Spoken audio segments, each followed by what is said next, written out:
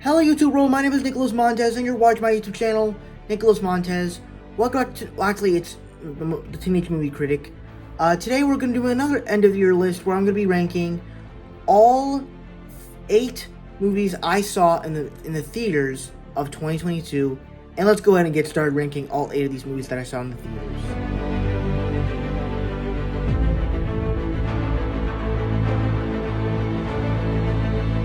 Alright, so for me, after coming off of the disappointment of Jurassic World Fallen Kingdom, which I actually watched pretty much the entire Jurassic World movies leading up to this film, and I gotta say, this new film was just not worth it. The fact that it was meant to be the ending of the first film, the ending of the Jurassic Park franchise, just did not sit with me. It's like it had this interesting concept of dinosaurs being out in the rest of the world, except it told this small story, except it just took place in this small story within Europe. And I don't think that was really the most interesting story to come up with in this film, and I just did not like it that much. So, granted, it's a lot of fun to see the Jurassic Park characters and the Jurassic World characters in the same movie together, and it is kind of fun with all the action sequences. But at the same time, the way to end the franchise, not exactly the best, so it comes in last place.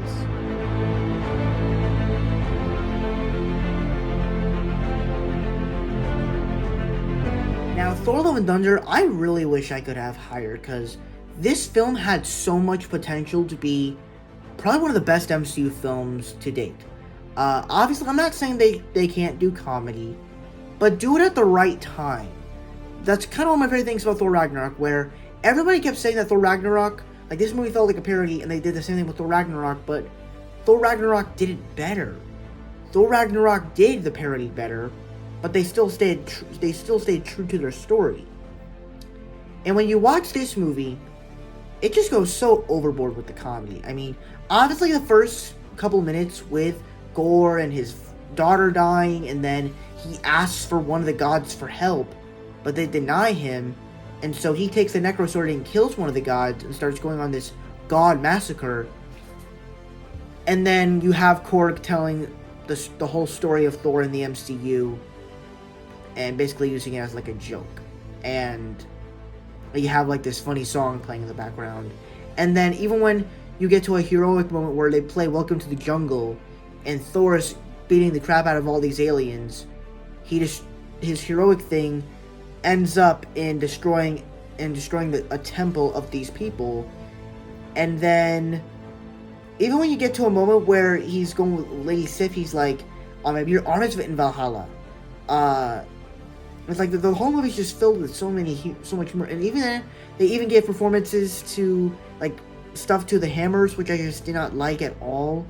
And you know, the physiological themes about that gods don't help people, they look over their own people. It's like it's an interesting story to come up with, especially for this type of film and this character, and especially that they casted Christian Bale, the Batman, Christopher Nolan's Batman himself, and they just kind of dubbed him. And you don't even get to see him kill gods unless it's like him unless he accidentally almost killed Valkyrie, or killed that first god in the beginning of the film. Like, it's not that great. I guess you could say the only thing and then of course they also ruined Zeus. Like, don't even get me started with that. Like, he's just a scared god that somehow has space orgies with a bunch of gods, and he also has this thunderbolt, and then he has a son, Hercules. And so hopefully maybe for Thor 4, for Thor 5, they actually do a better job of doing some stuff. And then I think the only thing I really liked about the film were really the action sequences. That I think as I watch it a little bit more, I kind of like it a little bit more. The humor stuff will always stick with me as bad, but I kind of like it a little bit more as I've been watching it, and it's like I want to watch more of this.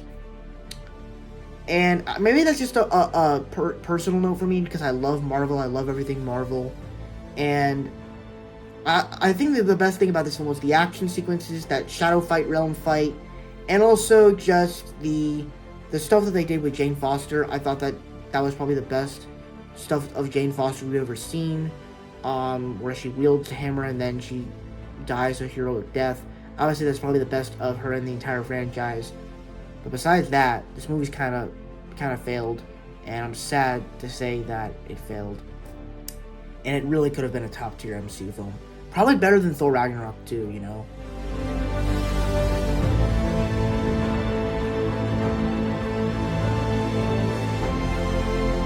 Now, this is another film that I did like, and personally, I kind of want to watch it again, just to kind of get the better experience. But personally, the special effects in this film are absolutely gorgeous. I mean, the fact that James Cameron took 13 years or 12 years to make this movie, to make it look that good with that water, looks amazing, and it's almost hard to tell what is real and what is CGI. I also think I also like some of the new characters, and the action sequences are great. There's like things that happen in the film where I'm like, how did y'all get away with that in a PG-13 movie? Like, bunch of soldiers get shot in the heads with arrows, and there's also some people that like get killed, that literally like get their arms ripped off by like a rope. I'm like, how are they able to pull this off in a PG-13 movie? Like, how is that acceptable? But I'm glad they were able to pull it off.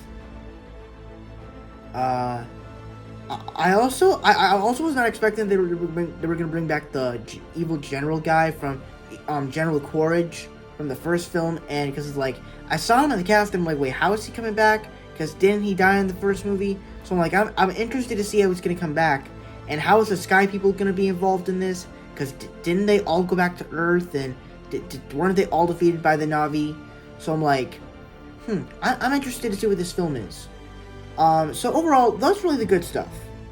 The big problem here, why it's at number 6, is because this movie does a lot of weird stuff. It's very fast-paced, and especially for a 3-hour movie, it's kind of crazy that it's very fast-paced. You also just have a lot of storylines going on, especially like you have the return of General Quaritch, you have Neytiri and Jake Sully's family, you have the character of Spider, who happens to be Quaritch's long-lost son. You have the Sky. You have the Sky People coming back, and then it takes place a year later. It's like you have all these different scenes going on, and it's like it's also hard to process what exactly is going on and what characters are who, and it's like I couldn't really feel emotional for these characters, and it's like that's the thing. Like with this film, I can see where people are coming from, with these films, that they don't feel emotional for these characters. You don't care for them. The only thing that makes them great is the special effects. But if I'm being honest, I like the first film better because of the special effects, because of the characters, and because of the action sequences. I loved it because of all those things. And this film just feels like it doesn't like tell a good story, to be honest. Where, like, obviously the first film copies that, like, Pocahontas template, but it does it in a better way with a better stuff. It just does better with everything. Now, I will say this, though. Besides the movie itself, I will say that the best thing when going to see this movie was going to watch it with my friends.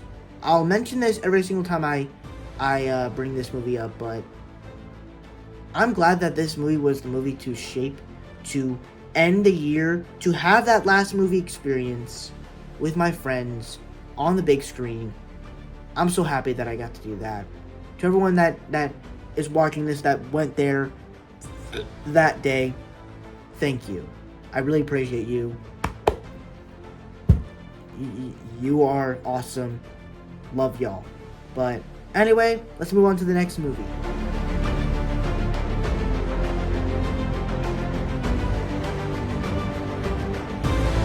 Now, this was also a film that if I'm being honest, like, unlike Thor: Love and Thunder, where I was disappointed with it at first, but every single time I watch it, I kind of like it a little bit more. With this film, every time I watch it now, I kind of like it a little bit less. Because it's like, when they first announced that they're making a Buzz Lightyear film, I was like, that sounds incredible. I mean, an action space adventure with Buzz Lightyear and him taking place on this planet. But then they cast a Chris Evans as Buzz Lightyear, and I'm like, how is that gonna sound? Because, like, he's just gonna sound like Captain America. But then I'm like, oh yeah, he sounds like Buzz Lightyear. He sounds like what Buzz Lightyear would sound like if he was a human, and like if he was the actual space ranger that we all know and love. And I thought that was actually a pretty great idea. And so, I thought the story they came up with was kind of cool.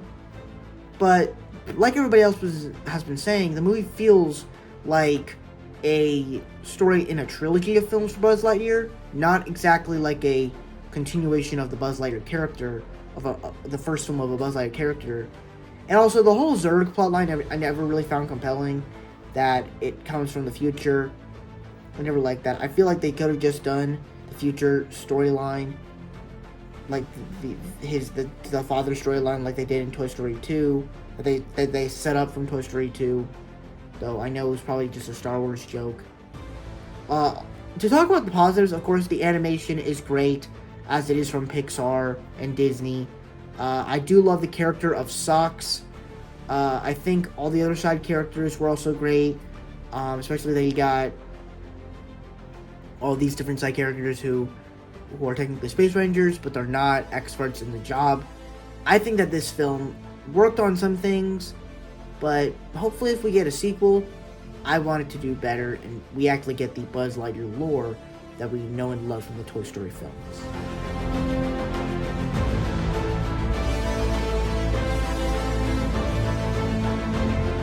So this was a special movie for me because I actually watched this movie with my dad. I remember it was like, in February, and my dad, we wanted to go watch a movie, so the movie we decided to choose was Dog. And honestly, this was a movie that I honestly just really enjoyed with. And it's not just because it was a movie that I saw with my dad, but it was overall just a good movie. Like, it actually told a pretty interesting story about this guy who is training this dog, but he's doing all these cool stuff with it, and you see all the relationship that's going on with them as they're going on like this road trip to send him back. And overall, it's just a heartfelt movie.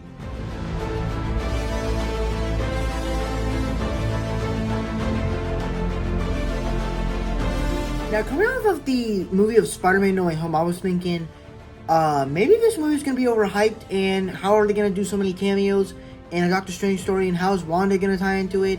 And if I'm being honest, I probably thought too deep into this film, because this was not a cameo fest movie. This was just a little multiverse story that was overall good. I liked the introduction of America Chavez. The Illuminati was kind of wasted. I wasn't the biggest fan of what they did with Scarlet Witch's character arc in the film.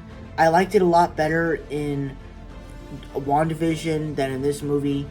The action sequences were really great, especially what they did with Wanda, basically having her kill everyone. That was great, and it really shows you what the Darkhold can do to someone. But overall, the movie had some flaws, but I did like it overall.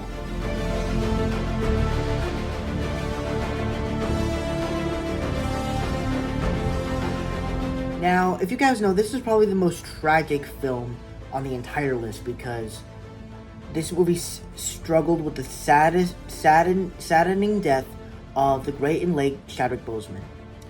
And one of the big questions going into this film was, how are they going to have Chadwick Boseman come back? I mean, how are they going to do Black Panther 2 without Chadwick Boseman? And they did, and I think they actually captured one of the best films in the entire MCU. Now, it is at number 11 on my MCU list, but as of this list, it's great. Personally, I thought that they were able to continue these characters from the original film that were one of the best parts about the original film, and really have these characters talking about T'Challa and show different parts of their grief. And really what they did with Shuri I thought was great, where she doesn't believe in Bast, she doesn't believe in the ancestral plane, and I thought that was all great.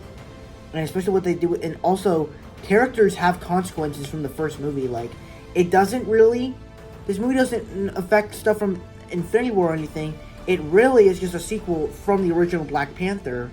And so, like, Okoye gets stripped of her Dora Milaje title because of her helping Killmonger in the first film.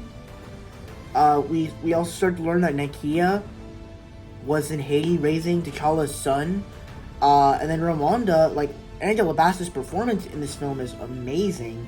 And the fact that she actually died in this movie is kind of crazy. But then also, even when you get to the world building of this film, the world of Talokan and the introduction of Namor and Atuma and Namora, all of those characters were great, and I want to see more of them in the future MCU. And personally, I thought it was a great film. The action sequences were great, the music was great, though the first film did have better music and soundtrack. The whole Ross and Valentina storyline, I wasn't the biggest fan of, but overall, I think they delivered such a great film from the MCU, and I cannot wait for Phase 5 next year.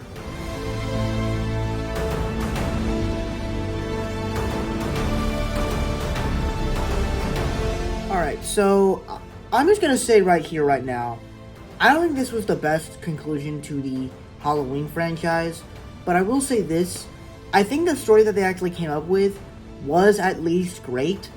I thought the way that they did this character, this guy who, like, the curse of Michael Myers came into this other person, like, it has an interesting storyline, but it doesn't exactly do it in a way where it's like, oh, this is amazing. It's like, I did like the final showdown where they finally kill off Michael Myers. Like, that's pretty crazy. So, I thought it was a great film. Personally, it's not the best way to end the franchise, and I guess you could say it's another one of my guilty pleasure films, like the first Halloween film, like the first Halloween Kills film. So that's my ranking of all the movies I saw in theaters this year. Thank you guys so much for watching. I really hope you enjoyed. Don't forget to like, comment, and subscribe. All my social media stuff with me about section over there, and I'll see you guys in the next video. Bye-bye.